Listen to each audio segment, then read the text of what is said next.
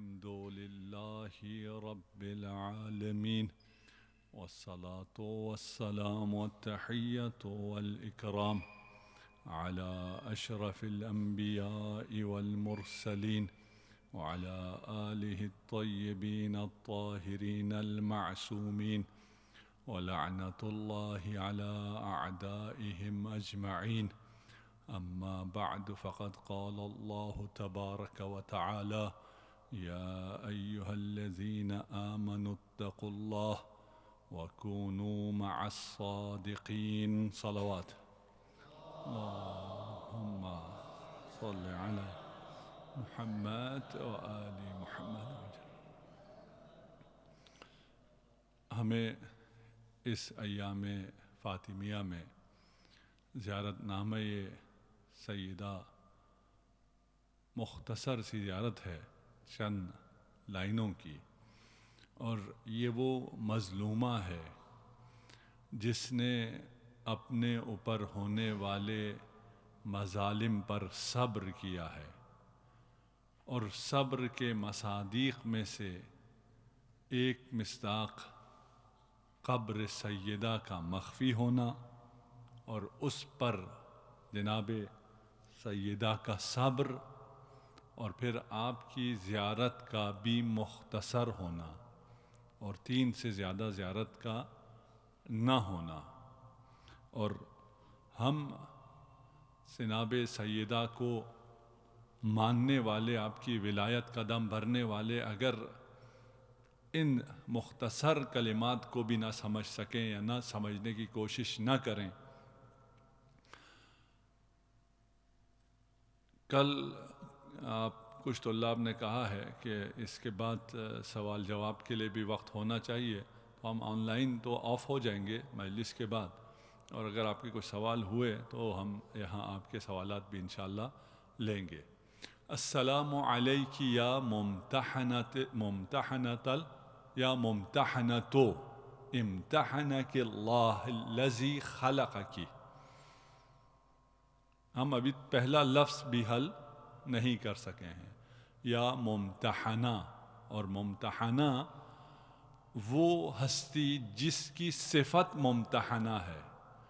صرف امتحان اگر کسی سے لیا جائے اس سے کوئی اسے فضیلت حاصل نہیں ہوتی کہ یہ وہ شخص ہے جو امتحان میں جا کر بیٹھا ہے. امتحان میں بیٹھنے سے فضیلت نہیں ہوتی. اس لیے ہم نے کہا اس ممتحنہ کا مطلب آزمائش اور امتحان نہیں ہے، بلکہ اس ممتحنہ کا مطلب یہ ہے کہ خدا نے آپ کو چن لیا ہے، خدا نے آپ کو خالص کر دیا ہے، خدا نے آپ کو مہذب کیا ہے، خدا نے آپ کو صفا عطا کیا ہے.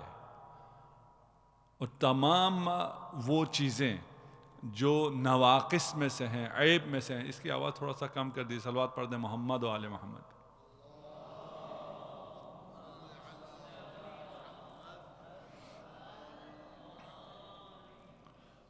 تمام وہ چیزیں جو نواقص میں سے ہیں اور عیب ہیں، ان کا شائبہ بھی ذات گرامی سیدہ دو عالم میں نہیں ہے. اور سیدہ وہ ہیں جن کی خلقت سے پہلے خدا نے انہیں سیدۃ نساء العالمین بنایا ہے. آواز ابھی زیادہ، اس کی ذرا گونج کم کر دیں، آواز کو کم کر دیں. آپ تک تو آواز پہنچ رہی ہے نا؟ جن کو خود خدا نے اس مقام تک پہنچایا ہے خلقت سے پہلے.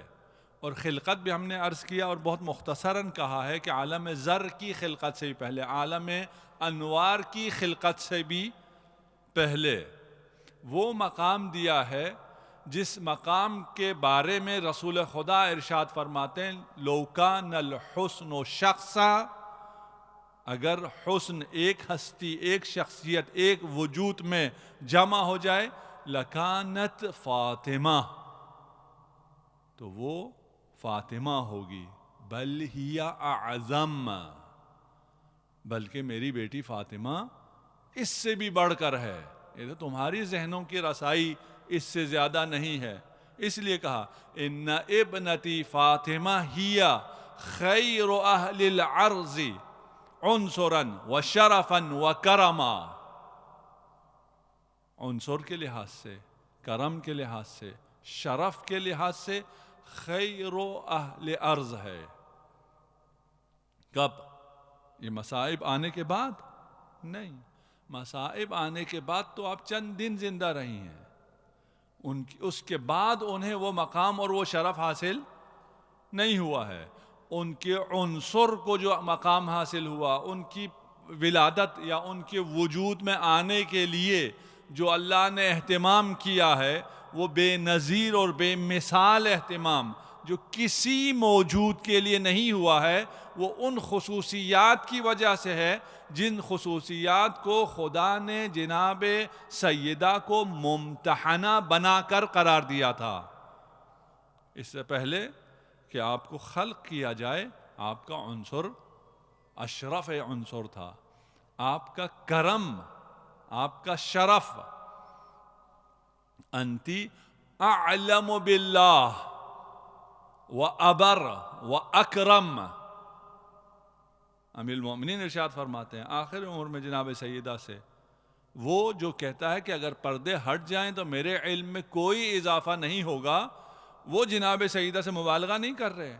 انتی اعلم باللہ، اللہ کی معرفت سب سے زیادہ آپ کو حاصل ہے، ابر بھی ہیں اور اتقا بھی ہیں اور اکرم بھی ہیں۔ یہ تمام خصوصیات اس زندگی میں آنے کے بعد یا کسی بھی وجود کے مرحلے میں آنے کے بعد تدریجاً حاصل نہیں ہوا ہے۔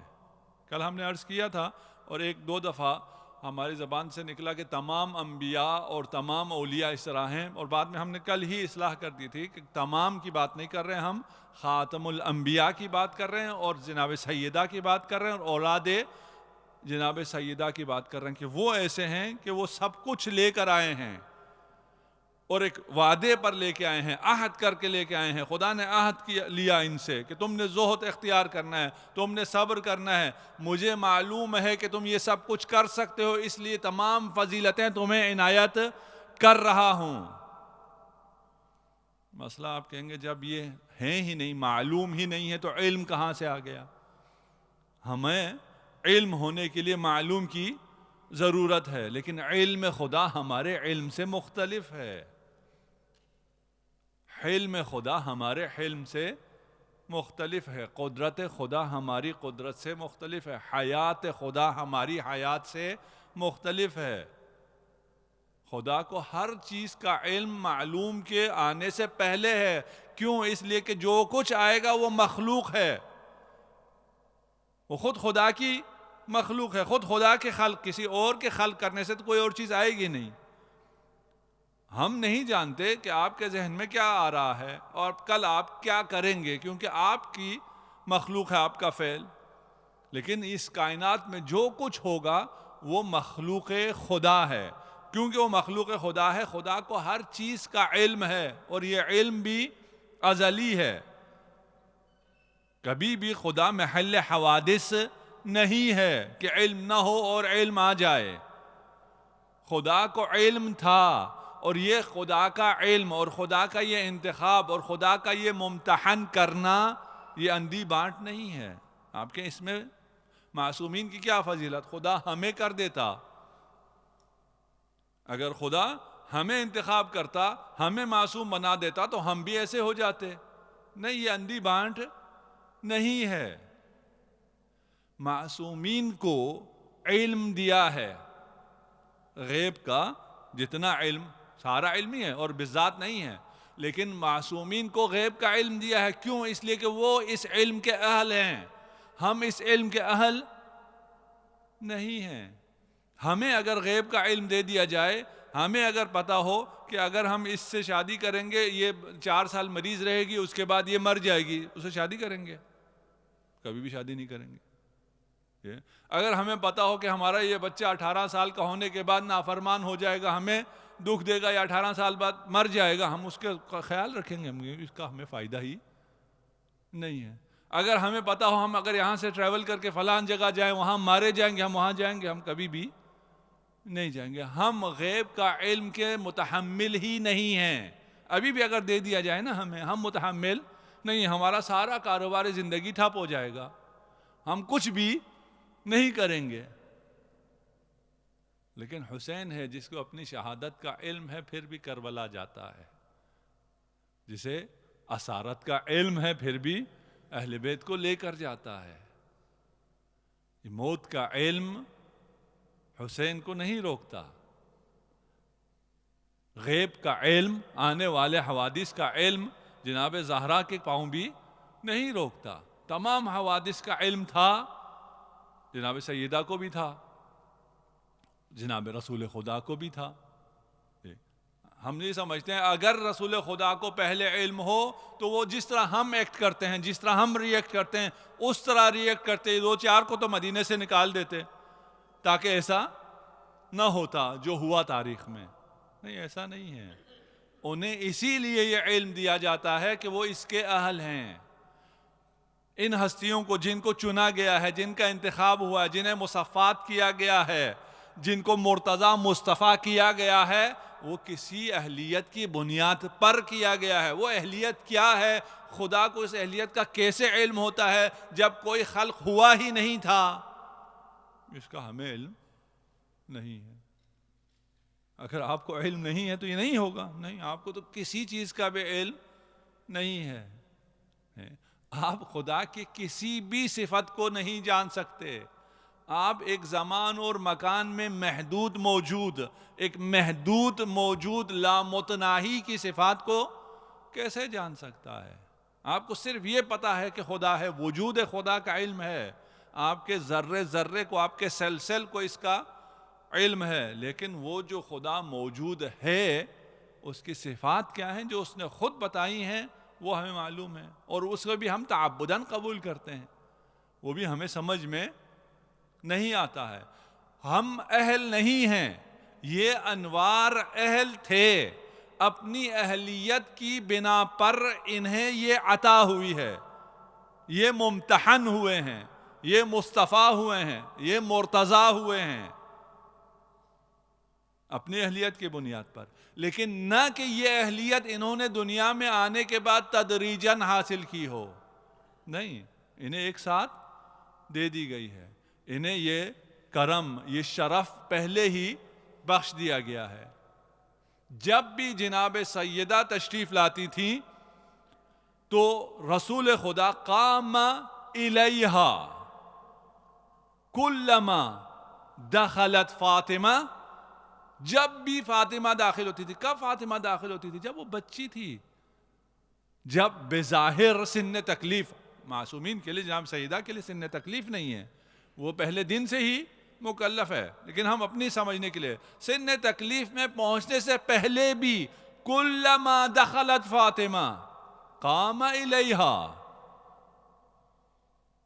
اگر اس کو مان لیا جائے کہ کوئی امتحان ہوئے ہیں، آزمائش ہوئی ہے اور مصیبتیں آئی ہیں، ان مصیبتوں پہ صبر کیا ہے، اس کی وجہ سے سیدۃ النساء العالمین بنیں گی، تو پھر یہ تو رسالت میں ہم بالکل شروع سے ایسا کر رہے ہیں. جب بھی آ رہے ہیں قام الیہا، معمولاً ترجمہ کیا جاتا ہے کہ جناب سیدہ کے لیے کھڑے ہو جاتے تھے. نہیں، قام الیہا کھڑے ہو کر دوڑ کر جا کے استقبال کرتے تھے، کھڑے ہو کر لپکتے تھے، جناب سیدہ کی طرف جاتے تھے. وقبل یدہا، جناب سیدہ کا ہاتھ کو بوسہ دیتے تھے. واجلسہا مجلسہ، اور اپنی جگہ، اپنی مسند پر جناب فاطمہ الزہرا سلام اللہ علیہا کو بٹھا دیتے تھے. وہ مسند جس کے لیے 1,24,000، یہ مشہور ہے، انبیاء اس سے زیادہ ہیں، 1,24,000 انبیاء حیث مقدمی رکھتے ہیں کہ یہ ذی المقدمہ، یہ منصب اور مسند خاتمیت قائم ہو اور خاتم آ سکے. باقی سب مقدمہ ہیں، یہ تمام پلے یہ مقدمہ ہیں. ذیل مقدمہ یہ ہے کہ یہاں آ کر انسان بیٹھ سکیں. تمام انبیاء حیث مقدمی رکھتے ہیں, آئے اس لیے ہیں کہ مسند خاتمیت پر خاتم بیٹھ سکے, اور غیر خاتم اس مسند پر کوئی اور نہیں بیٹھ سکتا ہے. اور جب زہرا تشریف لاتی ہیں, ان کا شرف یہ ہے کہ خاتم وہ مسند چھوڑ کر, دوڑ کر, استقبال کر کے, ہاتھ کا بوسہ لے کر اس مسند پر جناب سیدہ کو بٹھا دیتے ہیں. صلوات پڑھ دیجئے محمد و آل محمد پر.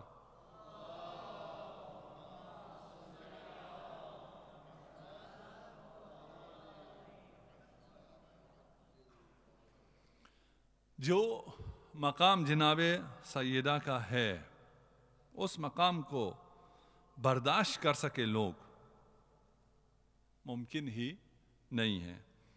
ام یحسدون الناس علی ما آتاہم اللہ من فضلہ. امام جعفر صادق علیہ السلام فرماتے ہیں نحن المحسودون, یہ جن سے حسد کیا جاتا ہے, جن کو فضل خدا ملا ہے, یہ ہم ہیں جن سے سب حسد کرتے ہیں. جناب سیدہ سے بھی حسد کیا, اور آپ نے اس حسد کے مقابلے میں صبر کیا. ووجد کی صابرہ. حسد ہم پہلے عرض کیا کہ عصمت آ نہیں سکتی اگر حسد ہو تو, اور حسد اتنا خطرناک ہے, حسد کتنا خطرناک ہے. اور کیونکہ یہ علماء میں زیادہ پایا جاتا ہے اس لیے تھوڑا سا میں اس سے سٹریس کر لوں. حسد جس چیز سے بچنا ہو وہ جتنی زیادہ خطرناک ہو اتنی بڑی پناہ گاہ چاہیے ہوتی ہے. اگر دھوپ ہو, آج کل تو دھوپ اچھی ہے, گرمیوں کی دھوپ, اور اس دھوپ سے آپ کو بچنا ہو تو آپ کیا کریں گے؟ ایک ٹوپی لے لیں گے, اینک لگا لیں گے, کوئی رومال سر پہ رکھ لیں گے. بارش ہو تو آپ کی پناہ گاہ تھوڑی سی بڑی ہو جائے گی, آپ کو چھتری لینی پڑے گی. اولے پڑ رہے ہوں اور چھتری سے بھی نہ رک سکتا ہو, آپ کسی شیلٹر میں چلے جائیں گے. خطرہ بڑھ رہا ہے, اگر خطرہ گولی ہو جائے تو آپ بلٹ پروف کوئی جیکٹ پہن لیں گے, بلٹ پروف کار میں چلے جائیں گے. اور اگر بم ہو خطرہ تو آپ کو پناہ گاہ کیا چاہیے؟ آپ کو بینکر چاہیے. آپ اس کے اندر اگر جائیں گے تو بچیں گے. پناہ گاہ بڑھتی چلی جاتی ہے جتنا جتنا خطرہ بڑھتا چلا جاتا ہے. حسد کتنا بڑا ہے کہ اس سے بچنے کے لیے پناہ گاہ خود خدا ہے, خود خدا ہے. اندازہ کیا آپ نے حسد کتنا بڑا خطرہ ہے, اور کتنے بڑے بڑے لوگ اس حسد کی وجہ سے برباد ہو جاتے ہیں. خدا ہمیں حسد سے بچائے. رسول خدا فرماتے ہیں علیکم بانجاح الحوائج, آپ سب نے کامیابیاں حاصل کرنی آپ کے لیے ہے. بکتمانہا, اپنے کامیابوں کو چھپاؤ. کیوں؟ فإن كل ذی نعمت محسود, جس کے پاس بھی جو نعمت آئے خدا کی طرف سے لوگ اس سے حسد کرتے ہیں. امیر المومنین ارشاد فرمانے الحسد داء عیاء لا یزول الا بہلک حاسد او بموت محسود. حسد ختم نہیں ہوگا, یا حاسد مر جائے یا محسود مر جائے, تب تک یہ حسد قائم رہے گا. الحسد اصلہ من عمی القلب, دل مردہ ہو جاتا ہے, اندھا ہو جاتا ہے, اس لیے انسان حسد کرتا ہے. والجحود بفضل اللہ, اگر فضل خدا کا انکار کرے تو انسان حاسد ہوتا ہے. وإلا اگر کسی اور میں کوئی خصوصیت ہے تو کیوں حسد کرتے ہو؟ کو خدا نے اچھا کیا, تعریف کرو, خدا کے حمد کرو, جو اس کو دیا ہے مجھے بھی دے دے, اس میں کوئی حرج نہیں ہے. اگر کسی میں کوئی اچھائی دیکھتے ہو, کوئی بڑائی دیکھتے ہو, اس کی تعریف کرو, خدا کی تعریف کرو, اور اس کے بعد کہو خدا اس کو دے سکتا ہے, مجھے بھی دے. لیکن اگر کیا ہو, خدا اس سے لے, مجھے دے نہ دے کوئی پرواہ نہیں ہے, لیکن اس کے پاس یہ چیز نہیں ہونی چاہیے. ہمارے ایک دوست ہیں, وہ کہتے ہیں میں نے کسی جگہ مجلس میں پڑھا کہ اگر آپ زیارت عاشورہ کو پڑھیں اور 40 مرتبہ پڑھیں اور 40 دن تک اور اس ترتیب سے پڑھیں تو آپ کی جو حاجت ہوگی وہ یقیناً پوری ہو جائے گی. کہتے ہیں 40 دن بعد ایک شخص میرے پاس آیا, کہا میں نے تو نے جو کچھ کہا تھا ہر اس طریقے سے زیارت عاشورہ پڑھی لیکن میری حاجت پوری نہیں ہوئی. اس نے کہا تیری حاجت کیا تھی؟ کہا میں چاہتا تھا وہ فلان جو ہے نا میرا رشتہ دار وہ مر جائے, وہ برباد ہو جائے, اس کا کاروبار ختم ہو جائے. میں نے بہت زیارت عاشورہ پڑھی لیکن میری حاجت پوری نہیں ہوئی. حسین ایسی حاجتیں نہیں دیتے. خدا کو اگر حسین کا واسطہ دیں تو اس قسم کی حاجتیں نہیں ملتی ہیں. ہمیں کہا گیا کہ تھوڑا سا آسان بھی کریں. اب آپ لوگ سامنے بیٹھے ہیں تو آسان کرنا بھی مشکل ہے. بہرحال تو آسان کرنے کے لیے کہتے ہیں ایک شخص ہے, وہ گیا زیارت پر جاتا تھا, زیارت اربعین پر مسلسل جاتا تھا, حتیٰ ایران عراق جنگ کے ایام میں بھی جاتا تھا اہواز سے. اہواز عربوں کا علاقہ ہے, یعنی وہاں ہے ایران میں عربی بولتے ہیں. جیسے پشاور اور افغانستان, کوئی اگر یہاں سے افغانستان چلا جائے تو کسی کو پتہ نہیں چلتا یہ افغانی ہے یا پاکستانی ہے, دونوں پشتو بولتے ہیں بارڈر کے دونوں طرف. وہاں بھی بارڈر کے دونوں طرف کیونکہ عربی بولتے ہیں اس لیے معلوم نہیں ہوتا تھا. وہ پیدل چل کے ہر اربعین پہ جایا کرتا تھا. وہ ایک دفعہ کہتا ہے میں گیا تو ہر سال میں جاتا تھا. جس موقع پر میں پہنچا اس زمانے کے موقع اور طرح کے ہوتے تھے, اس زمانے میں جو آپ نے موقع دیکھے ہیں وہ اور طرح کے ہیں. ایک موقع پہ میں پہنچا تو دیکھا یہاں بہت زیادہ اہتمام ہے. ہر سال میں آتا تھا, مختصر سی کھجوریں اور چائے وغیرہ ہوا کرتی تھی. ابھی تو سفرہ بہت ہی مفصل بچھا ہوا ہے. اس سے میں نے پوچھا کیا ماجرا ہے, یہ تم بہت امیر ہو گئے, کیا ہو گیا؟ اس نے کہا میں ماجرا تمہیں سناتا ہوں کیا ہوا. کہا پچھلے سال تم آ کر چلے گئے, تمہارے جانے کے بعد ایک باسی کرنل آیا موقف پر اور اس نے آ کر میرے موقف کو گرا دیا اور کہا اس کو بند کرو. میں نے اس سے کہا میں جا کر حسین سے تمہاری شکایت لگاؤں گا, میں جا کر امام سے تمہاری شکایت لگاؤں گا. تم نے اس موقف کو جو میں نے سبیل حسین ہے اسے تم بند کرتے ہو, اس پہ تم لات مارتے ہو. انہوں نے کہا جاؤ جا کے جس مرضی سے شکایت لگانی ہے شکایت لگاؤ. یہ شخص وہاں سے موقف کو چھوڑ کر کہتا ہے میں گیا مدینہ کربلا اور وہاں پہنچا, اور جب انسان کو کسی پہ غصہ ہو اور اسی مقصد سے گیا ہو, اس نے کہا میں گیا, میں نے پہنچتے ساتھ سلام کیا اور میں نے وہاں اس کے لیے بد دعا کرنی شروع کی کہ خدایا اس شخص کو نہیں چھوڑنا, تجھے حسین کا واسطہ ہے. کہتا ہے یہ میں راستے کا تھکا ہارا تھا, وہیں کنارے زری میری آنکھ لگ گئی. حسین خواب میں تشریف لاتے ہیں اور فرمایا کہ اے شخص اس کے لیے بد دعا نہ کر. اس نے ایک دفعہ مجھے حسین علیہ السلام کو سلام بھیجا تھا, ایک دفعہ زیارت کی تھی. میں نے پوچھا یہ تو باسی ہے, یہ تو آپ کا ماننے والا نہیں ہے, یہ شیعہ نہیں ہے, اس نے کیسے آپ کی زیارت کی, کیسے آپ کو سلام کیا؟ خواب میں اسے بتایا گیا کہ یہ ایران عراق جنگ کے دوران بارڈر پر یہ تھے, یہ 3 لوگ تھے, ان کی گاڑی پہ میزائل آ کے لگا, 2 ساتھی اس کے مر گئے, یہ وہاں سے زندہ بچا اور وہاں سے بھاگتا ہوا آیا. کئی گھنٹوں کا یہ پیاسا تھا. ایک جگہ جب اسے پانی نظر آیا, کیونکہ رہتا تو شیعوں کے ساتھ تھا, اس وقت اس نے سنا ہوا تھا پیاس کو بھی, جب اسے پانی ملا تو اس نے پانی پینے کے بعد مجھے سلام دیا, السلام علیک یا ابا عبداللہ. جس نے میری زیارت کی ہے, مجھے سلام دیا ہے, اس کو میں عذاب میں مبتلا نہیں کروں گا, جا تو بخش دے, اس کو بتا دے حسین نے تجھے بخش دیا ہے. کہا میں واپس آیا تو یہ کرنل وہاں پر موجود تھا. ہاں گیا کربلا؟ کہاں گیا؟ کی میرے لیے بد دعا؟ میں نے بالکل میں نے تیرے لیے بد دعا کی. کہا دیکھ مجھے کچھ بھی نہیں ہوا. اس نے کہا اپنے لوگوں کو ذرا بھیج, میں تجھے اکیلے میں بتانا ہے. پھر اس نے ماجرا سنایا. اس شخص نے کہا کہ میں نے آج تک کسی کو یہ واقعہ نہیں سنایا تھا, کیونکہ میں اکیلا تھا, 3 تھے 2 مر گئے, میں اکیلا تھا. آج کے بعد سے یہ سارا موقف میرے ذمہ ہے, اور یہ جو تم دیکھ رہے ہو جتنے زیادہ پکوان ہیں یہ سب اس کی طرف سے ہیں. ہم زیارت کا ثواب پڑھ رہے ہیں نا. یہ تو ایک شخص جو مستر تھا، پتہ نہیں اس کو سمجھ میں کچھ آیا تھا یا نہیں آیا تھا، اس نے ایک سلام دیا تھا. اور ہم کسے سلام دے رہے ہیں؟ یا ممتحنتو، یا ممتحنتو. یہ وہ ذات جسے خدا نے چن لیا ہے، پاک کیا ہے، خالص کیا ہے، اپنے لیے مختص کیا ہے. امتحنک اللہ قبل ان یخلقکی فوجدکی لممتحنکی صابرہ. آپ کو صابرہ پایا ہے. وجدہ کی، وجدہ اور علمہ میں فرق ہے. وجدہ بھی علم ہے اور علمہ بھی علم ہے. مجھے معلوم ہوا یا میں نے پایا.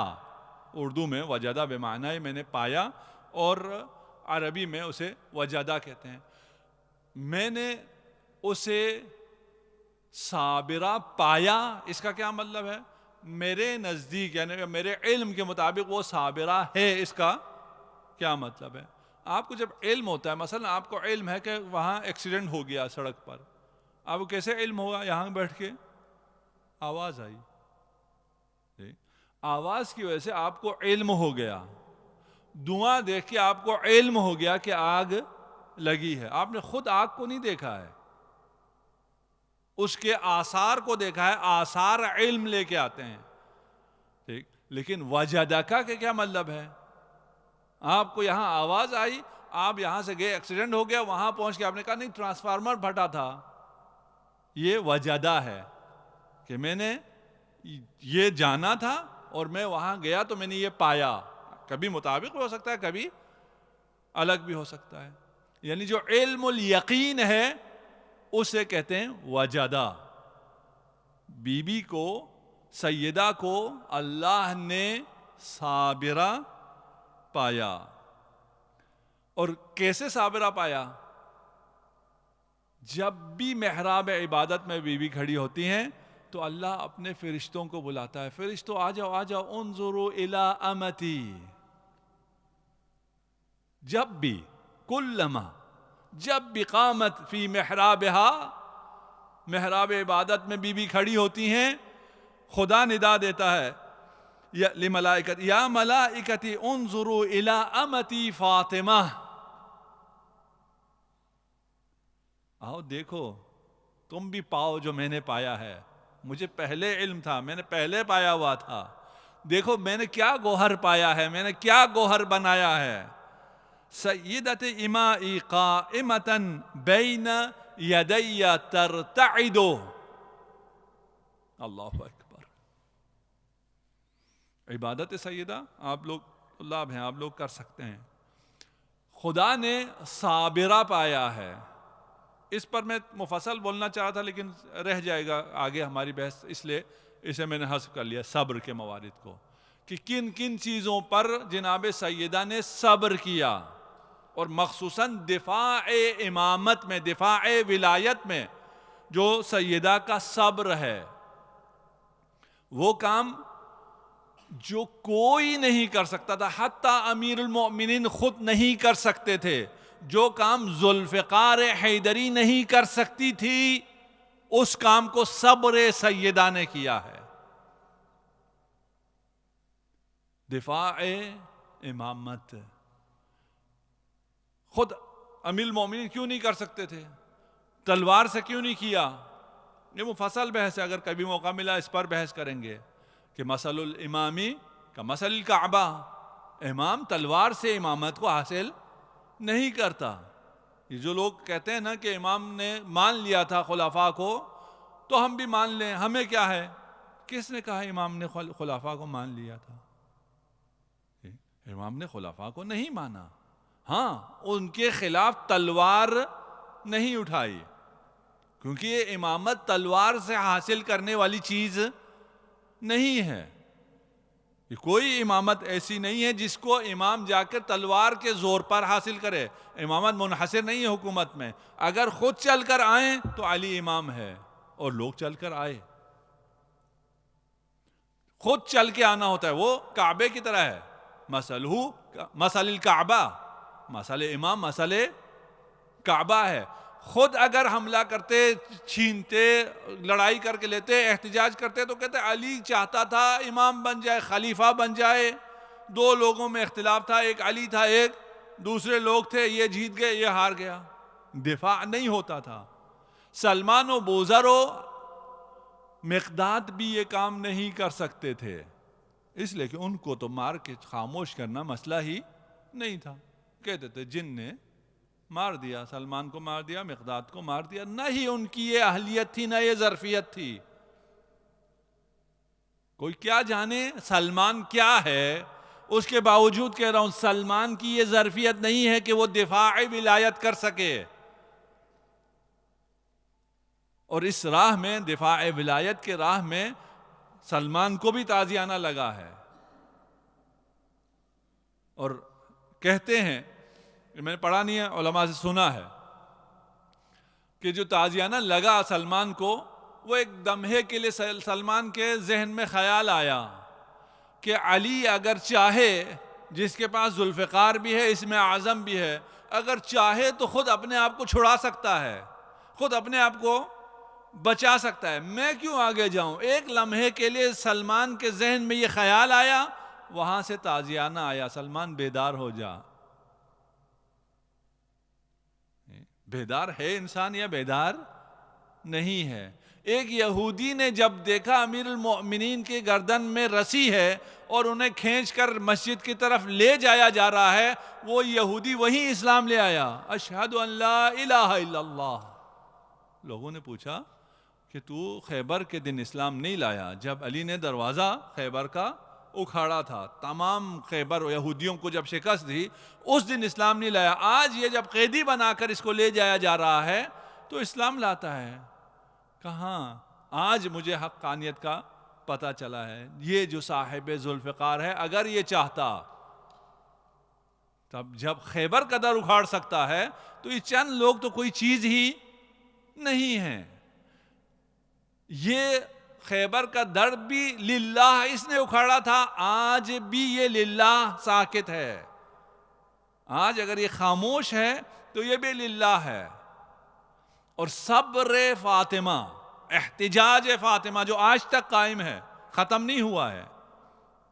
قبر فاطمہ مخفی ہے اور یہ احتجاج ہے، یہ خاموش احتجاج ہے، بلند ترین خاموش احتجاج، جو کہ صبر کے نتیجے میں جناب فاطمہ سیدۃ نساء العالمین کو عنایت ہوا ہے. اس کے بعد خطبہ فدق کے ذریعے ہم نے پچھلے سال مفصل تقریباً 5-6 جز میں اس کو بیان کیا ہے خطبہ فدق کو. تو اللہ میں ہم سب پر واجب ہے ایک دفعہ خطبہ فدق کا دورہ کرنا، تمام مومنین پر واجب ہے. یہ واجب شرعی نہیں کہہ رہا ہوں کہ وہ اس کو پڑھیں، وہ خطبہ فدقیہ نہیں ہے، خطبہ فلکیہ ہے. فدق کی بات بہت آخر میں جا کے آتی ہے، تمام معارف وہاں پر حل ہوتے ہیں. اس زیارت کی بہت سی چیزیں وہاں حل ہوتی ہیں، لیکن ابھی ہم اس طرف نہیں جا رہے ہیں. امیر المومنین ارشاد فرماتے ہیں علیکم بالصبر. یہ جو صبر کے پہاڑ ہیں، یہ صبر کے ہمیں بھی درس دے رہے ہیں. علیکم بالصبر فإن الصبر من الایمان کالرأس من الجسد. آپ کو ترجمے کی ضرورت نہیں ہے، کیمرے پہ جن لوگوں کے لے جا رہا ہے کہ صبر اور ایمان کی جو نسبت ہے وہ سر اور بدن کی ہے. لا خیر فی جسد لا رأس معہ. جس جسد کے ساتھ سر نہیں ہے وہ کوئی خیر، اس میں کوئی خیر ہی نہیں ہے، وہ تو زندہ ہی نہیں ہے، وہ تو لاش ہے. ولا ایمان وفی ایمان لا صبر فیہ. لا خیر اس کے ساتھ بھی آ جائے گا، ٹھیک ہے نا. جس ایمان کے ساتھ صبر نہیں ہے اس کے ساتھ اس کا کوئی فائدہ نہیں ہے.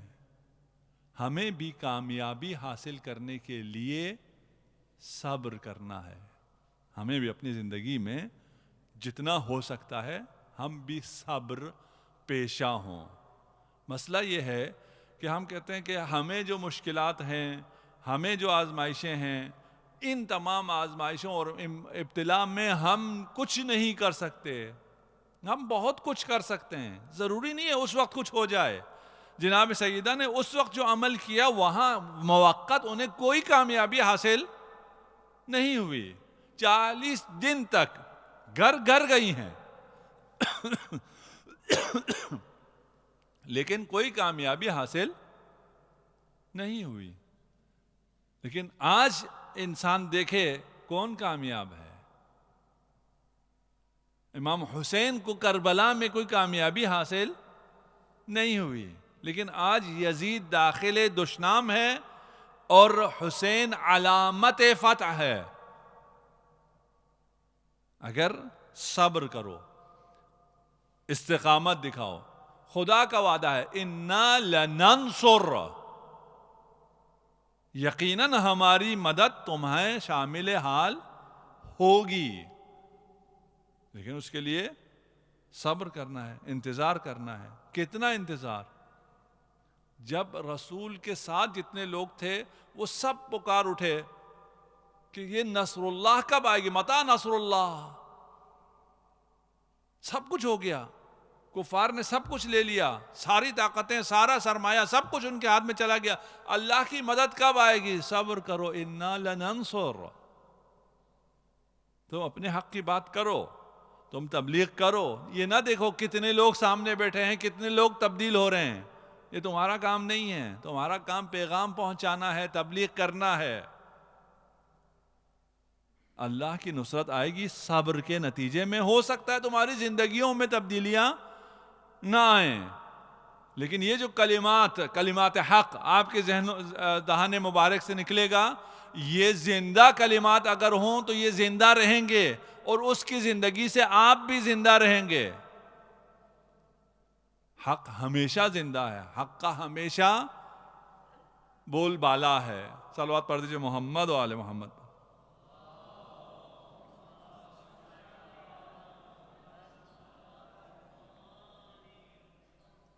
مسئلہ یہ ہے کہ ہمیں چیزیں سمجھ میں نہیں آئی ہوئی ہیں، ہمارے ویژنز کلیئر نہیں ہیں، جس کی وجہ سے ہم صبر نہیں کر سکتے.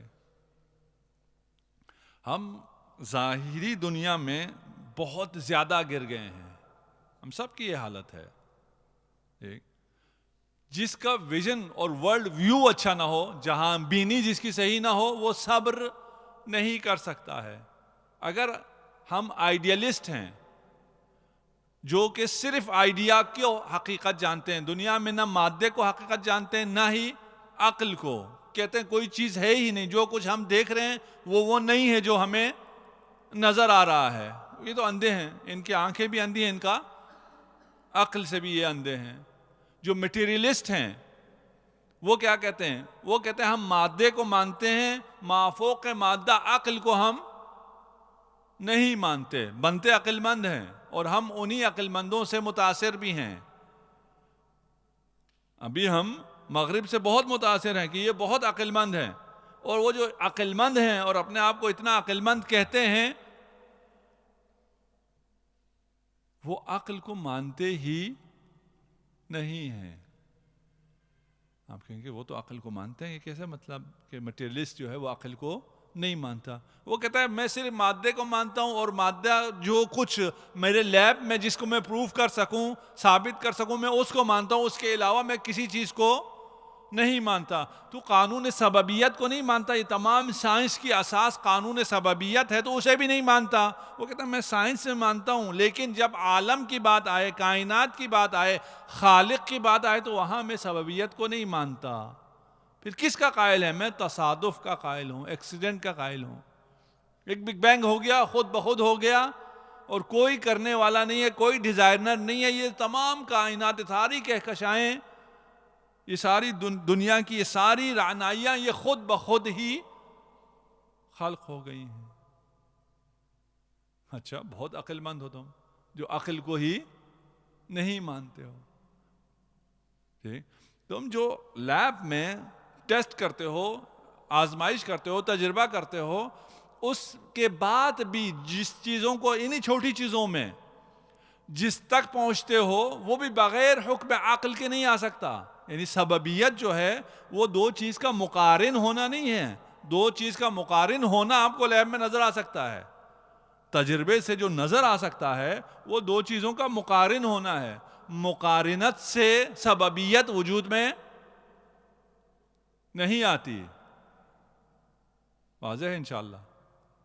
مقارنت سے سببیت وجود میں نہیں آتی. کیا مطلب؟ میں جب بھی ممبر پہ آتا ہوں میں اس لباس میں آتا ہوں تو میں اس کے لیے سبب ہوں؟ نہیں, مجھ میں اور اس لباس میں کوئی سببیت نہیں ہے.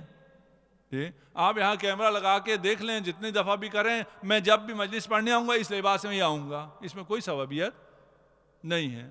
آپ دو دوست ہیں, جب بھی مسجد میں آتے ہیں ساتھ, دونوں ایک ساتھ آتے ہیں, اس میں بھی کوئی سببیت نہیں ہے. یہ پیٹرن ہے, یہ اتفاق ہے, یہ مقارنت ہے. سببیت کیا ہے؟ سببیت لزوم ہے. جب سبب آئے تو ملزومن کون آ جائے؟ مسبب آ جائے. یہ لزوم عقلی ہے. جو مٹیریلسٹ ہیں وہ عقل سے اندھے ہیں, وہ صرف حس کو مانتے ہیں. جو صرف حس کو مانتے ہیں انہیں ظاہری فتح چاہیے, فوری فتح چاہیے. اور جو عقل رکھتے ہیں وہ پھر خدا کے وعدے پر ایمان رکھتے ہیں. انا لننصر. یہ کائنات میٹا فزکس بھی ہے, اس میں خدا ہے, خدا مدبر ہے. وہ جس کو عزت دینا چاہے وہ کبھی بھی رسوا نہیں ہو سکتا ہے. ان العزت للہ جمیعا لا حول ولا قوت الا باللہ. جس کا یہ نظریہ ہو وہ صبر کر سکتا ہے, اس کے لیے صبر مشکل نہیں ہے. صلوات پڑھ دیجئے محمد و آل محمد.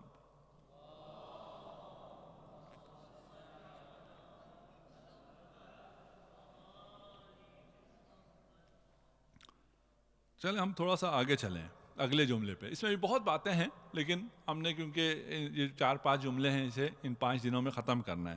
وَزَعَمْنَا أَنَّا لَكِ أَوْلِيَاءَ.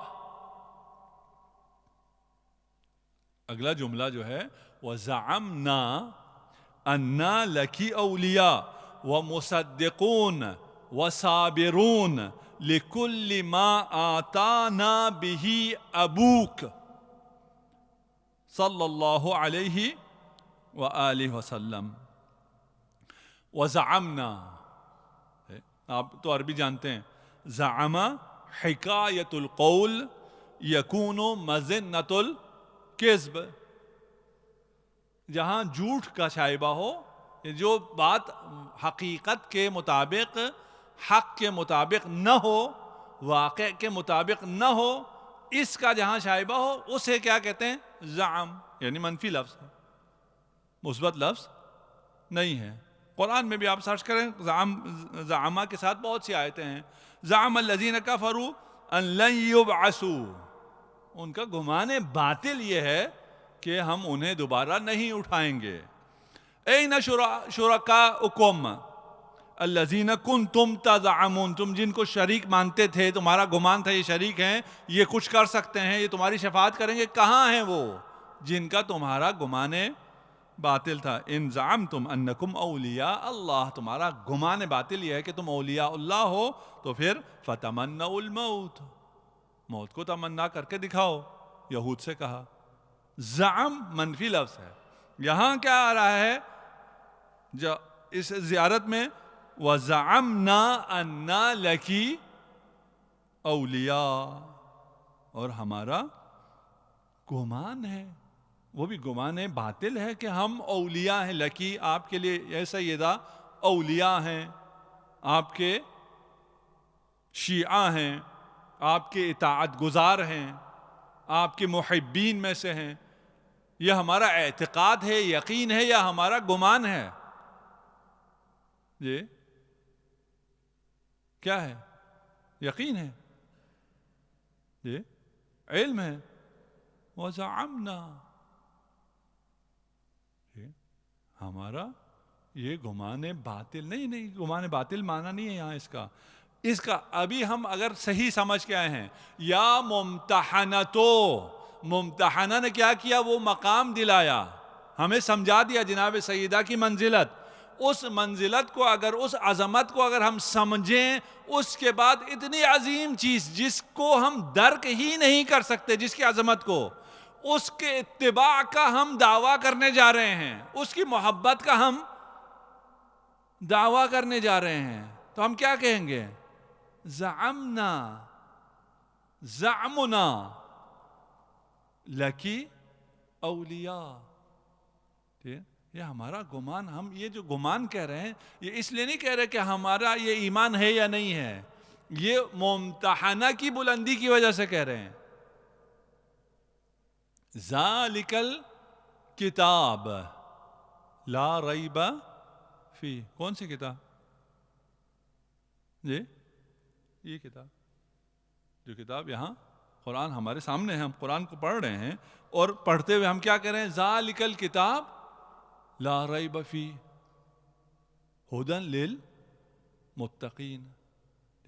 کیوں کہا ذالکا؟ ھذا کیوں نہیں کہا؟ قرآن کی رفعت اور بلندی کی وجہ سے کہا کہ قرآن اتنا رفیع ہے، اتنا بلند ہے کہ ہمارے ہاتھوں کے سامنے جو ہے یہ نازل شدہ قرآن ہے. حقیقت قرآن بہت بلند ہے، اسے ہم ذالکہ ہی کہیں گے. اور وہ قرآن جو ذالکہ ہو وہ ھدی للمتقین ہے.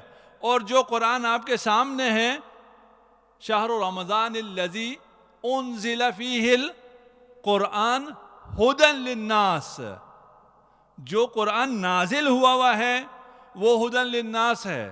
جو قرآن کی حقیقت ہے وہ ھدی للمتقین ہے.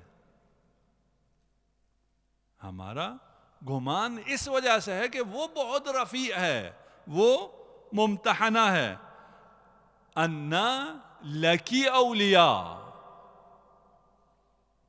اولیاء کی نہیں کہا، لکی اولیاء، کہ تو مقدم ہے، تقدم تجھے حاصل ہے، سیادت تجھے حاصل ہے، پہلے تجھے رکھیں گے. لکی اولیاء، ہم بات میں ہیں، ہم تیری اتباع میں ہیں. انا لکی اولیاء، ٹھیک، وہ بھی جمع کی صیغے میں. انا لکی اولیاء، اپنی بات نہیں کر رہے. ایاک نعبد، ہم سب تیری عبادت کرتے ہیں، ہم سب تیرے لیے ولی ہیں، دوست ہیں، محب ہیں، شیعہ ہیں، پیروکار ہیں. کیوں یہ جمع کا صیغہ کیوں آ رہا ہے؟ اس لیے کہ اگر میں اپنی بات کروں تو میں کہاں اور جناب سیدہ کی اتباع کہاں؟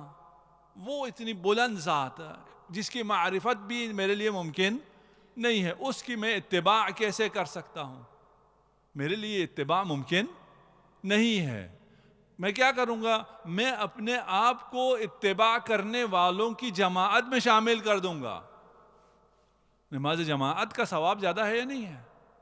کیوں زیادہ ہے؟ جتنے لوگ ہیں اتنے زیادہ ہوتا ہے. یعنی اگر ایک آدمی ہے تو 100 ثواب ملیں، تو 100 آدمی ہونے کے لیے 100 سے ضرب دیتے ہیں ایک کو؟ نہیں، اس کا حساب کتاب بہت زیادہ ہو جاتا ہے.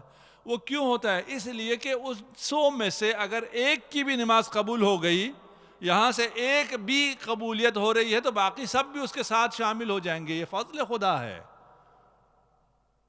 ہم اتباع کرتے ہیں. انا لکی اولیاء، ہم آپ کے اولیاء ہیں، ولی ہیں، دوست ہیں. وہ دوست ہیں جو آپ کی اتباع کرتے ہیں. ابھی ولی پر ہم انشاءاللہ کل گفتگو کریں گے.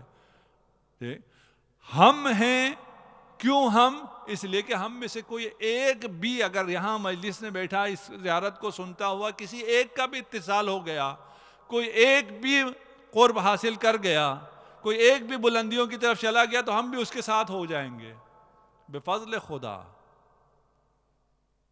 یا ممتحنتو، وہ ذات جو بہت بلند و بالا ذات ہے، جس کی معرفت ممکن نہیں ہے، جس کے آنے پر خاتم الانبیاء اپنی مسند چھوڑ دیا کرتے تھے، جس کے لیے آج بھی امام زمانہ جس پر درود اور سلام بیچتے ہیں، آج بھی امام زمانہ جسے اپنے لیے حجت مانتے ہیں.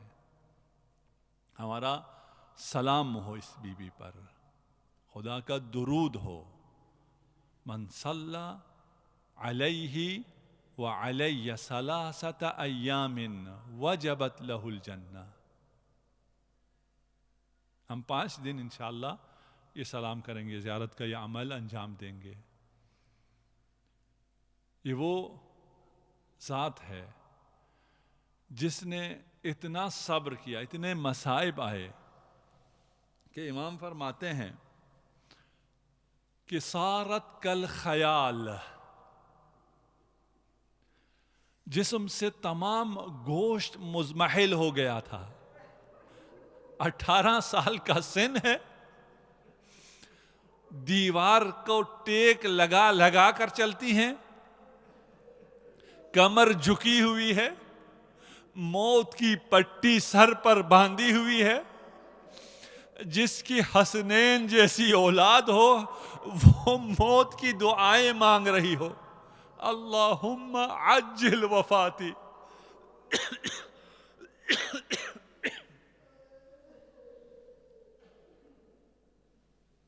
اور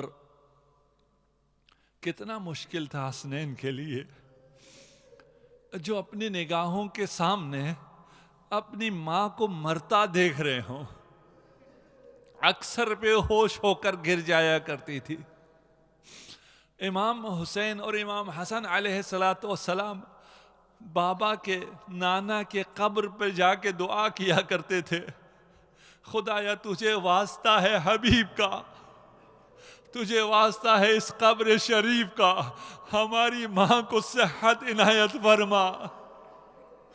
ایک دن جو شہزادے دعا کر کے واپس تشریف لائے، ہر شخص جب مریض کے پاس آتا ہے اس کے لیے دعا کر کے آتا ہے تو اس کو سالم دیکھنا چاہتا ہے. جب اپنی ماں کو سوئے ہوئے دیکھا تو کہا اسماء یہ ہمارے ماں کے سونے کا وقت نہیں تھا، ہماری ماں کیوں سو رہی ہے. کاش اسماء نے نہ کہا ہوتا شہزادو تمہاری ماں امکما لیست نائمہ قد فارقت الدنیا، تمہاری ماں دنیا سے چلی گئی. حسین نے اپنے آپ کو ماں کے قدموں پہ گرا دیا، حسن نے ماں پر اپنے آپ کو گرا دیا. کلمینی، ماں مجھ سے بولو، اگر تم نہ بولو تو میں جان دے دوں. اسماء نے کہا شہزادو جاؤ بابا کو بلا کر لاؤ، بابا کو خبر دو. نہیں معلوم شہزادے کیسے گئے، گریا کرتے ہوئے مدینہ کی گلیوں میں جا رہے ہیں. جب شہزادوں کی گریے کو علی نے سنا مسجد کو چھوڑا، آ کر پوچھا کیوں روتے ہو، کہا قد فارقت امنا. زہرائے مرضیہ دنیا میں نہ رہی، وہ خیبر شکن علی جب یہ خبر سنی فوقع علی وجہ، منہ کے بل زمین مدینہ پر گرے.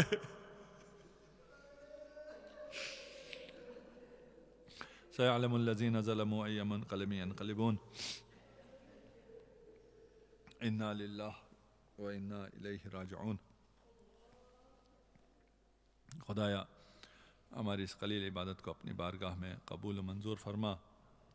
ہم سب کو معرفت جناب سیدہ عنایت فرما. ہم سب کو زوار جناب سیدہ میں قرار دے. تمام طلاب کو تحصیل علوم دینیہ میں کامیابی عنایت فرما.